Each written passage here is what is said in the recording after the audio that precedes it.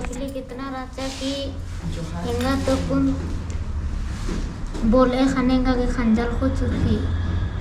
किंगा कर्मा बाबा सुकुन इंगा सेवा पूजा रोग धर्म की स्थान इतिहास इंगा छवा पुतान की प्यारा इंगा प्यारा एरा सखाल ने मकले धरती तीन ना बूटी इंगा दिवाली की नामे और लिखका के साथ में इंगा के बीड़ा इंगा धर्मेश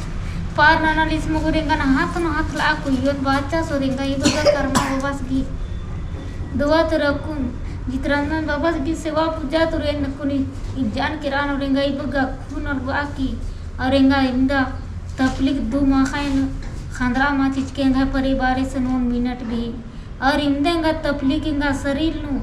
कितना नोचना पो दुनिया लेखा लगलेंगा शरीर ता दुखे अंगे अंगेनता जैसे याद आएगी चलियो जमानेंता और चटवार सिमानेंता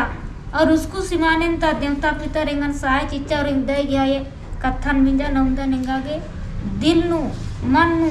इंगा गौंदा निंगा के बहु सुख चैन खखरा की हाँ ये बाबा से देखौन ते न कु ठीक मानन कल कु पैर नु खड़ा मन जान करो रो कु पैर नु खड़ा मानो